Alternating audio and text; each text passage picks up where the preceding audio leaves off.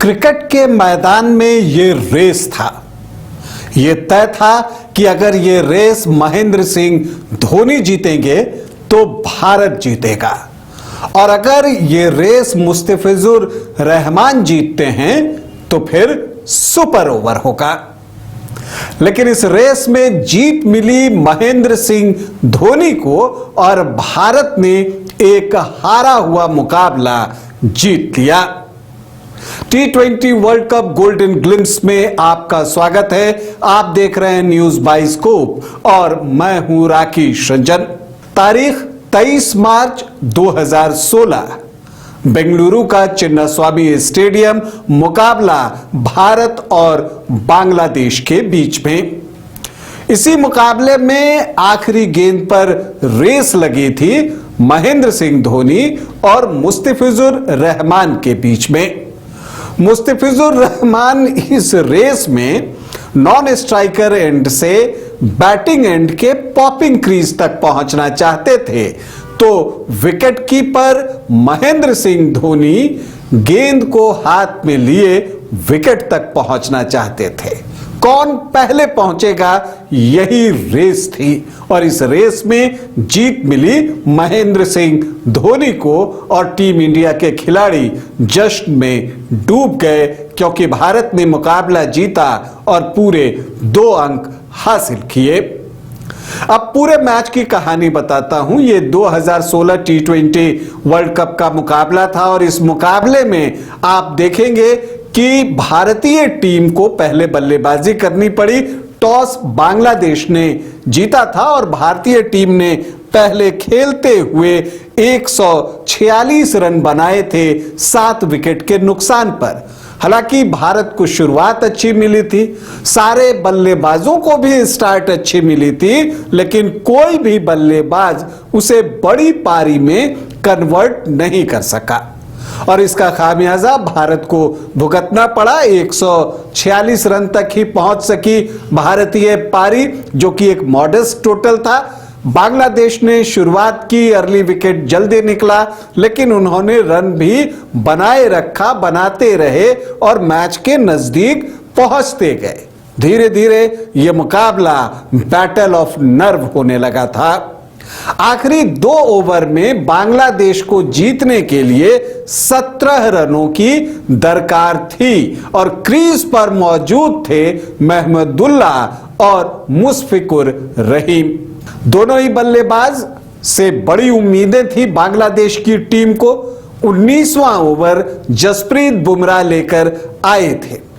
बुमराह के लिए यह दिन वैसा नहीं था, क्योंकि उन्होंने तमीम इकबाल का कैच छोड़ा था और फिर 1 ओवर में 4 चौके भी खाए थे। तो अब जो है वापसी उन्होंने अच्छी की थी 17वें ओवर में और फिर 19वां ओवर लेकर वो आए थे। 6 की 6 गेंदें उन्होंने यॉर्कर डाली, और लेकिन जो बांग्लादेशी बैटर्स थे उन्होंने हर गेंद पर सिंगल भागा और 6 रन इस ओवर से जुटा लिए। तो बुमराह ने कम से कम यह कर दिया कि आखिरी ओवर फेंकने वाले गेंदबाज के पास 11 रन। एक छोटी सी मीटिंग हुई और उसके बाद तय हुआ कि हार्दिक पांड्या आखिरी ओवर फेंकेंगे।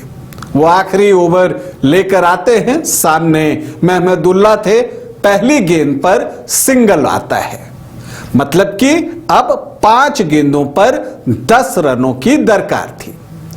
अगली गेंद आउटसाइड द ऑफ स्टिक थी, स्लोअर फेंकने की कोशिश थी। मुशफिकुर रहीम ने इसको पढ़ लिया था और एक्स्ट्रा कवर के ऊपर से शानदार चौका जड़ दिया।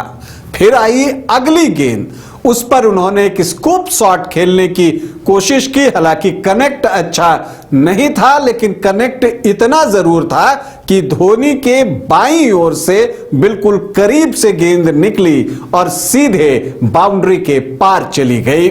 मतलब कि अब जो है 3 गेंदों पर सिर्फ 2 रन बनाने बच गए थे। मुकाबला पूरी तरह से बांग्लादेश के पाले में था और ऐसा लगा कि भारत ये मैच गवा बैठे। लेकिन कहते हैं ना, क्रिकेट में आखिरी बॉल तक इंतजार करना चाहिए, क्योंकि ये कभी भी अपना पासा जो है वो पलट देता। मुकाबला पलटा चौथी गेंद पर, जब वहां पर हार्दिक पांड्या दौड़कर आते हैं। एक शॉर्ट गेंद थी, थोड़ी धीमी गति की थी।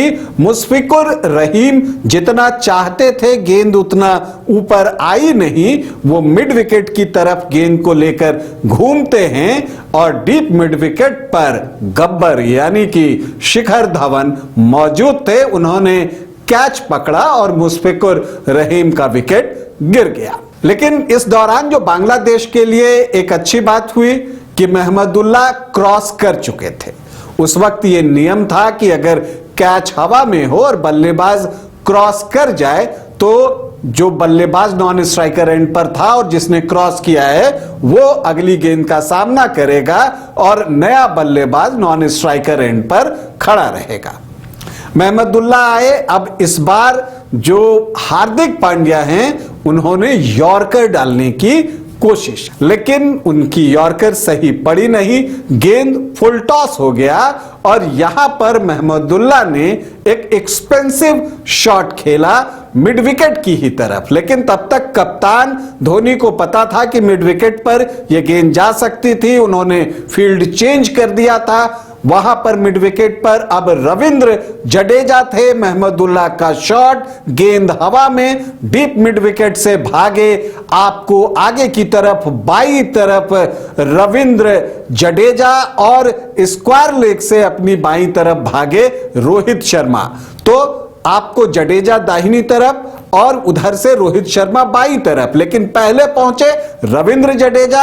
शानदार कैच लपका स्ट्रेच करते हुए और फिर डाइव लगाई, कई गोते खाए और बिल्कुल रोहित शर्मा के सामने खड़े हुए। दोनों गले मिले, पूरी टीम जश्न मना रही थी। यहां पर महमदुल्लाह ने जो एक एक्सपेंसिव शॉट खेलने की कोशिश की उसमें अपना विकेट गवा दिया। लेकिन जो बात थी वो ये थी कि आखिरी गेंद क्या फेंकी जाए, क्योंकि अब एक बॉल पे 2 रन चाहिए। लेकिन अगर सिंगल भी आता तो मुकाबला जो है वो सुपर ओवर में चला जाता। गेंद कैसी हो, आपको सलाह देने का सिलसिला शुरू हुआ। किसी ने कहा हार्दिक पांड्या से आप बाउंसर डालिए, लेकिन इससे सहमत नहीं थे आशीष नेहरा। उनका कहना था कि अगर आप बाउंसर डालते हैं और टेलेंडर बैटर है, बैट को वो हॉकेगा और कहीं भी एज वगैरह लग गया तो गेंद जो है वो चौके के लिए जा सकती है, इसलिए आप बाउंसर न डालें। इसके बाद बात आई यॉर्कर पर कि क्या यॉर्कर डाला जाए, लेकिन धोनी ने साफ साफ मना कर दिया कि आप यॉर्कर मत डालिए, क्योंकि धोनी गेंदबाज की स्ट्रेंथ पर जाना चाहते थे और यॉर्कर हार्दिक पांड्या का स्ट्रेंथ नहीं है। यह बात महेंद्र सिंह धोनी अच्छे से जानते थे, क्योंकि 5वीं गेंद पर भी जो उन्होंने यॉर्कर डालने की कोशिश की थी वो फुल टॉस हो गया था। ये तो किस्मत थी कि गेंद अंदर थी और जडेजा ने वो कैच लपक लिया था। तो धोनी ने साफ साफ मना कर दिया कि आप यॉर्कर नहीं डालेंगे। आखिर में तय हुआ कि जो गेंद डालनी है वो outside the of stick short of length डालनी है। सारी चीजें तय हो गई, प्लान बन चुका था। धोनी विकेट के पीछे जाकर खड़े हो गए और उन्होंने अपना दाहिना ग्लव्स जो है वो निकाल दिया। सिर्फ इनर में आपको वो दिखेंगे विकेट कीपिंग इनर में, बाएं हाथ में वो ग्लव्स था। वो इसलिए क्योंकि अगर जब वो गेंद को गैदर करते हैं, अगर बल्लेबाज बीट होता है तो वो उसे पकड़कर विकेट पर थ्रो कर सके। प्लान एग्जीक्यूट करने की जिम्मेदारी हार्दिक पांड्या पे थी। वो दौड़ते हैं, right arm over the wicket, short of length गेंद जो कि धोनी चाहते थे, आउटसाइड द ऑफ स्टिक। बल्ला बल्लेबाज जोर से घुमाता है लेकिन गेंद बल्ले पर आती नहीं, सीधे पहुंचती है महेंद्र सिंह धोनी के पास, जो गेंद को गैदर करते हैं और उसके साथ ही एक दौड़ लगाते हैं टुवर्ड्स विकेट। दूसरी तरफ मुस्तफिजुर रहमान जो कि नॉन स्ट्राइकर एंड पर थे, वो तेजी से भागते हैं कि वो बैटिंग एंड के पॉपिंग क्रीज तक पहुंच जाए। ये रेस थी और इस रेस में धोनी की जीत हुई। वो आते हैं, विकेट को ब्रेक करते हैं और उसके बाद वो अपने साथी खिलाड़ियों से कहते हैं आउट है। जब आप उनके लिप्स रीड कीजिएगा तो उसमें वो ये कहते सुने जाते हैं कि आउट है, लेकिन अंपायर जाते हैं थर्ड अंपायर की तरफ रिव्यू के लिए, और जब धोनी आउट कह दें तो समझिए वो आउट है। थोड़ी ही देर में वो स्क्रीन पर दिख गया, बड़े बड़े अक्षरों में लिखा था OUT, मतलब कि आउट। इसका मतलब ये था कि भारतीय टीम ने मुकाबला 1 रन से जीत लिया है। तो रोमांच में ये गोते लगाते रहा मैच, और आखिरी 3 गेंदों पर बांग्लादेश को बनाने थे 2 रन, लेकिन उसने गंवा दिए 3 विकेट। 3 गेंदों पर 3 विकेट, 2 विकेट हार्दिक पांड्या को मिला, 1 बल्लेबाज रन आउट हुआ। लेकिन इस मैच से क्रिकेट के कई सबक सीखे जा सकते हैं। अगर आप सबक की बात कीजिए तो सबक नंबर 1 यह है कि मैच आखिरी गेंद तक फिनिश नहीं होता।